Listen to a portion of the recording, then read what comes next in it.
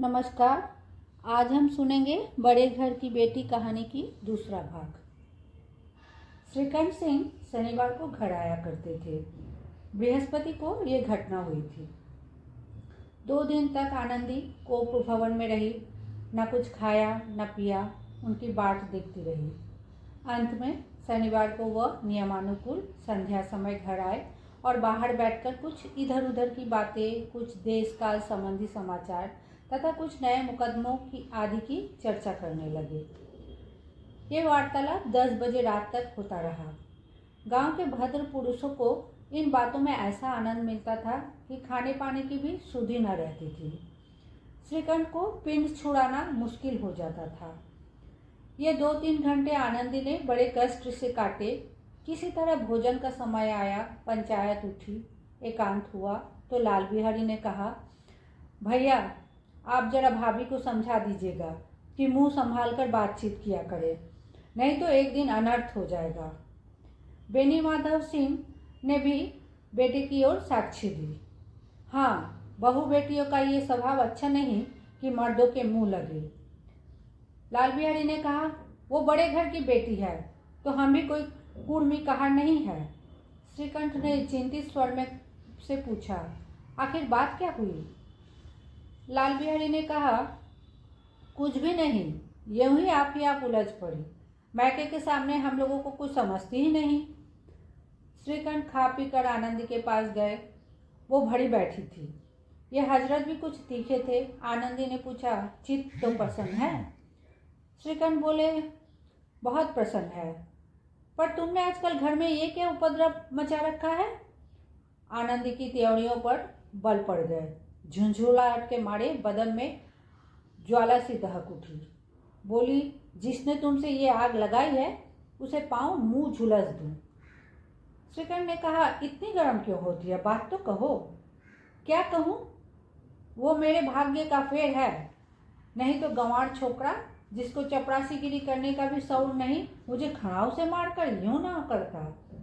श्रीकंठ ने कहा, सब हाल साफ साफ कहो तो मालूम हो, मुझे तो कुछ पता नहीं। परसों तुम्हारे लाडले भाई ने मुझसे मांस पकाने को कहा। घी हांडी में पाव भर से अधिक न था। वो सब मैंने मांस में डाल दिया। जब खाने बैठा तो कहने लगा, दाल में घी क्यों नहीं है? बस इसी पर मेरे मैके को बुरा भला कहने लगा।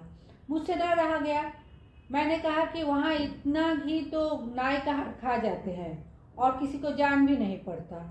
बस इतनी सी बात पर इस अन्याय ने मुझ पर खड़ाऊ फेंक मारी। यदि हाथ से न रोक लूं तो सिर फट जाए। उसी से पूछो मैंने जो कुछ कहा है वो सच है या झूठ। श्रीकंठ की आंखें लाल हो गई। बोले, यहाँ तक हो गया इस छोकरे का ये साहस? आनंदी स्त्रियों के स्वभावानुसार रोने लगी, क्योंकि आंसू उनकी पलकों पर रहते हैं। श्रीकंठ बड़े धैर्यवान और शांत पुरुष थे। उन्हें कदाचित ही कभी क्रोध आता था। स्त्रियों के आंसू पुरुष की क्रोधाग्नि भड़काने में तेल का काम देते हैं। रात भर करवटें बदलते रहे। उद्विग्नता के कारण पलक तक नहीं झपकी। प्रातःकाल अपने बाप के पास जाकर बोले, दादा अब इस घर में मेरा निवाह न होगा। इस तरह की विद्रोहपूर्ण बातें कहने पर श्रीकंठ ने कितनी ही बार अपने कई मित्रों को आड़े हाथों लिया था, परंतु दुर्भाग्य आज उन्हें स्वयं वे ही बातें अपने मुंह से कहनी पड़ी। दूसरों को उपदेश देना कितना ही सहज है। बेनी माधव सिंह घबरा उठे और बोले, क्यों? श्रीकंठ, इसलिए कि मुझे भी अपनी मान प्रतिष्ठा का कुछ विचार है। आपके घर में अब अन्याय और हठ का प्रकोप हो रहा है। जिनको बड़ों का आदर सम्मान करना चाहिए वे उनके सिर चढ़ते हैं।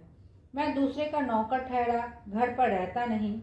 यहाँ मेरे पीछे स्त्रियों पर खड़ाऊ और जूतों की बौछारें होती है।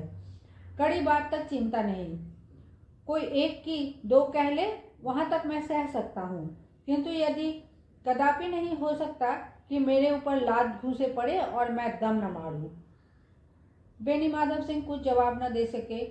श्रीकंठ सदैव उनका आदर करते थे। उनके ऐसे तेवर देखकर बूढ़ा ठाकुर अवाक रह गया। केवल इतना ही बोला, बेटा तुम बुद्धिमान होकर ऐसी बातें करते हो? स्त्रियां इस तरह घर का नाश कर देती है, उनको बहुत सिर चढ़ाना अच्छा नहीं।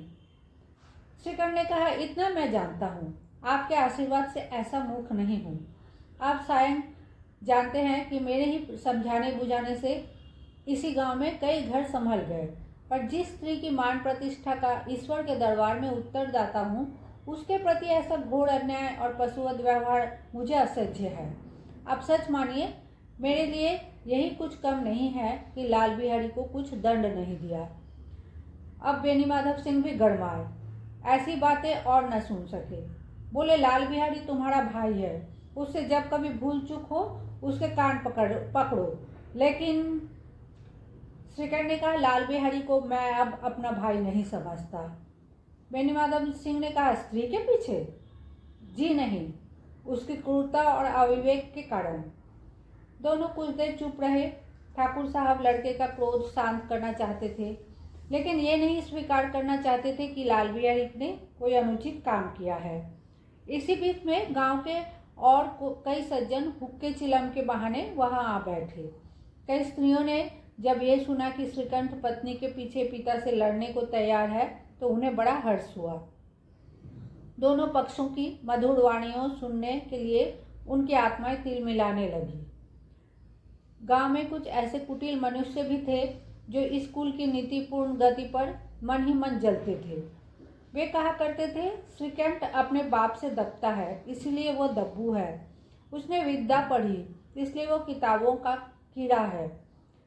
बेनीमाधव सिंह उसकी सलाह के बिना कोई काम नहीं करते, ये उनकी मूर्खता है। इन महानुभावों की शुभकामनाएं आज पूरी होती दिखाई दी। कोई हुक्का पीने के बहाने और कोई लगान की रसीद दिखाने आकर बैठ गया। बेनीमाधव सिंह पुराने आदमी थे, इन भावों को ताड़ गए। उन्होंने निश्चय किया, चाहे कुछ भी हो, इन द्रोहियों को ताली बजाने का अवसर न दूंगा। तुरंत कोमल शब्दों में बोले, बेटा, मैं तुमसे बाहर नहीं हूँ, तुम्हारा जो जी चाहे करो। अब तो लड़के के अपराध हो गया।